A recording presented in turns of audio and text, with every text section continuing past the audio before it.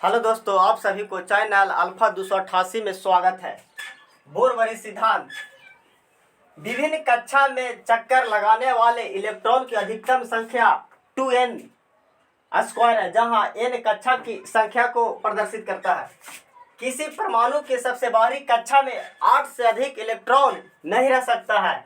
किसी परमाणु के बाहरी कक्षा से पहले वाली कक्षा में 18 से अधिक इलेक्ट्रॉन नहीं रह सकते हैं, चाहे उसकी कक्षा की संख्या कुछ भी क्यों न है।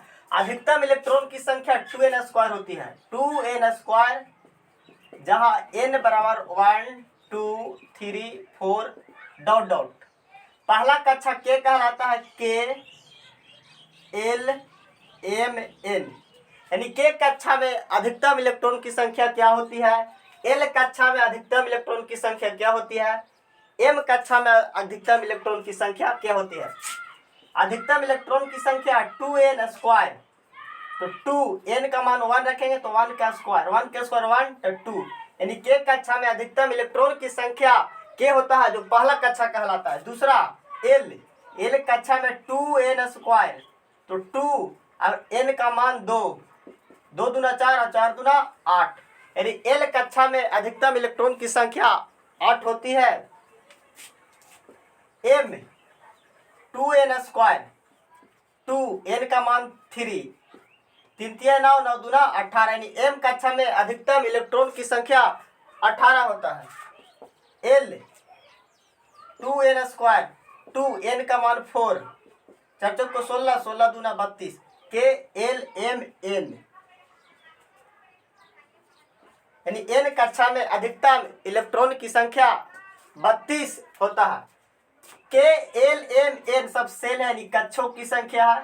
k l m n कक्षों की संख्या है। k कक्षा में k l m n ये सब कक्षकों की संख्या है।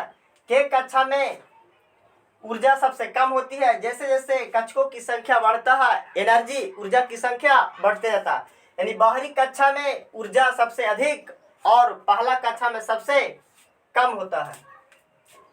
उप कक्षा की संख्या, उप कक्षा 4 होता है, जो s p d f। s उप कक्षा में अधिकतम इलेक्ट्रॉन की संख्या 2 होता है, p उप कक्षा में अधिकतम इलेक्ट्रॉन की संख्या 6 होता है, और d उप कक्षा में अधिकतम इलेक्ट्रॉन की संख्या 10 और f में 14। तो k l m n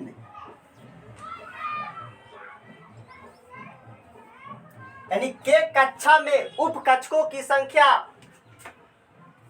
s होगा। l कक्षा में उप कक्षा की संख्या s p होगा। m कक्षा में उप कक्षकों की संख्या s p d होगा, और n में s p d f होगा।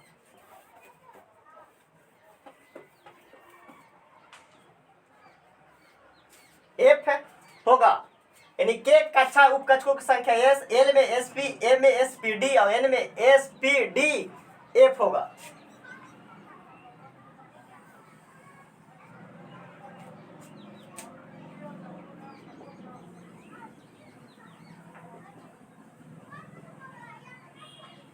इलेक्ट्रॉनिक विन्यास, जैसे सोडियम के परमाणु संख्या 11 होता है। इसका इलेक्ट्रॉनिक विन्यास ऑफ-बाउ सिद्धांत के अनुसार, जो पिछला वीडियो में पढ़ा चुके हैं,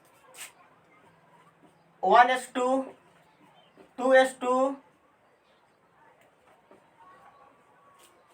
3p6 1s2 2s2 2p6 6 और 4 10 और 1 11। पहला k कक्षा में अधिकतम इलेक्ट्रॉन संख्या 2, यानी एक है जो कक्षा है और s उप कक्षा है।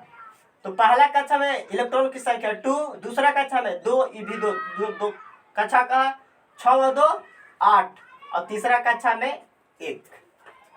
इसी प्रकार मैग्नीशियम के परमाणु संख्या 12, 2 8 2, यानी 1s2, 2s2, 2p6, 2p6 और 3s2,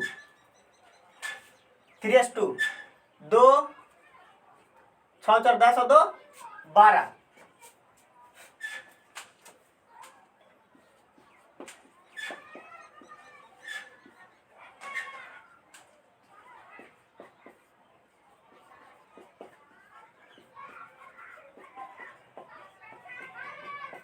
संयोजी इलेक्ट्रॉन की संख्या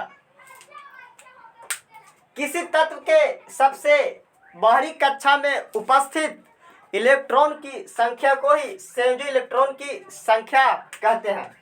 इसमें संयोजी इलेक्ट्रॉन की संख्या सोडियम में 1 होगा, मैग्नीशियम में संयोजी इलेक्ट्रॉन की संख्या 2 होगा।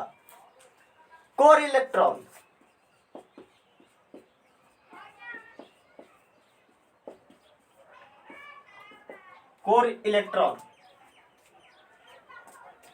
किसी तत्व के बाहरी कक्षा में उपस्थित इलेक्ट्रॉन की संख्या को छोड़कर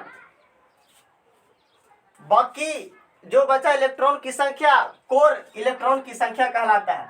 जैसे सोडियम के सबसे आउटर यानी बाहरी कक्षा में इलेक्ट्रॉन की संख्या 1 है, 1 को छोड़कर बाकी जो बचा 8 और 2 10, यानी सोडियम में कोर इलेक्ट्रॉन की संख्या 10 हो जाएगा। इसी प्रकार मैग्नीशियम सबसे बाहरी कक्षा में उपस्थित 2 को छोड़कर बाकी जो बचा वह कोर इलेक्ट्रॉन कहलाता है, 8 और 2 10।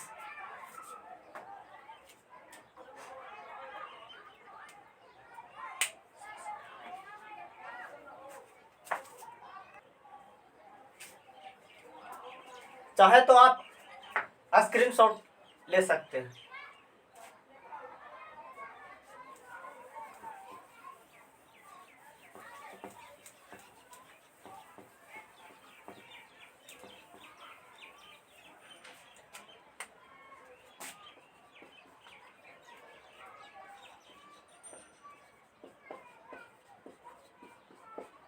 संयोजकता किस प्रकार निकाला जाता है?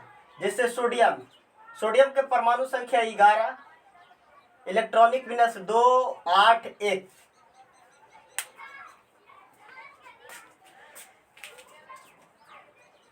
इलेक्ट्रॉनिक विन्यास सबसे बाहरी कक्षा में उपस्थित इलेक्ट्रॉन की संख्या ही संयोजकता कहलाता है।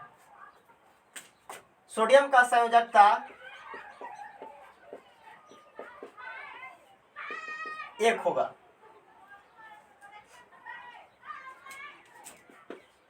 क्लोरीन का परमाणु संख्या 17, 2 8 7।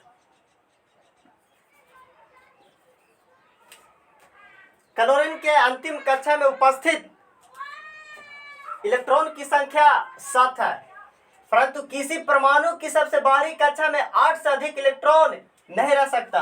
यहाँ पे कितना है? 7। तो कोई भी तत्व अस्थायी बनने के लिए अंतिम कक्षा में 8 इलेक्ट्रॉन को होना आवश्यक है। अंतिम कक्षा में यहाँ अधिकतम इलेक्ट्रॉन की संख्या 7 है। किसी भी तत्व का अंतिम कक्षा में उपस्थित इलेक्ट्रॉन की संख्या 8 से अधिक नहीं रह सकता है। यहाँ पे 7 है, इसको या तो 1 इलेक्ट्रॉन ग्रहण करके 8 इलेक्ट्रॉन कर सकता है या 7 इलेक्ट्रॉन त्याग कर सकता है। जबकि किसी भी तत्व का जो आसान रहता है यानी 1 इलेक्ट्रॉन को ग्रहण कर लेगा तो इसको अंतिम कक्षा में इलेक्ट्रॉन की संख्या 8 हो जाएगा, परंतु ये 7 को त्याग करेगा तब लास्ट में 8 बचेगा। इसको आसान है कि 1 इलेक्ट्रॉन को ग्रहण कर ले, जैसे 1 इलेक्ट्रॉन को ग्रहण करेगा इनके अंतिम कक्षा में इलेक्ट्रॉन की संख्या 8 हो जाएगा। और जो इसीलिए इसका संयोजकता 1 होगा, क्योंकि 1 इलेक्ट्रॉन जैसे किसी से ग्रहण करेगा इसका अंतिम कक्षा में 8 इलेक्ट्रॉन हो जाएगा। अंतिम कक्षा में 8 इलेक्ट्रॉन, 1 इलेक्ट्रॉन ग्रहण किया इसलिए संयोजकता इसका 1 होगा। इसी प्रकार मैग्नीशियम, फ्लोरीन, F परमाणु संख्या 9, 2 7।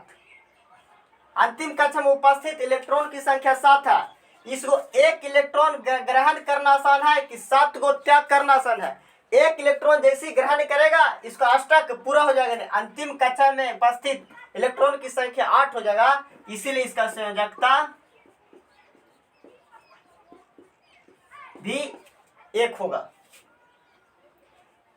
जो आसान रहे त्याग करके या ग्रहण करके, जैसे यहाँ क्लोरीन था, एक इसका ग्रहण करना आसान था, जैसे वो ग्रहण करता 8 हो जाता, और 7 को त्याग करना इसको मुश्किल था, इसलिए जो आसान रहता है त्याग करना या ग्रहण करना वही संयोजकता कहलाता है। जैसे फ्लोरीन 2 और 7, एक इलेक्ट्रॉन का जैसे ग्रहण करेगा अष्टक इसका पूरा हो जाएगा, यानी इसको संयोजकता 1 होगा।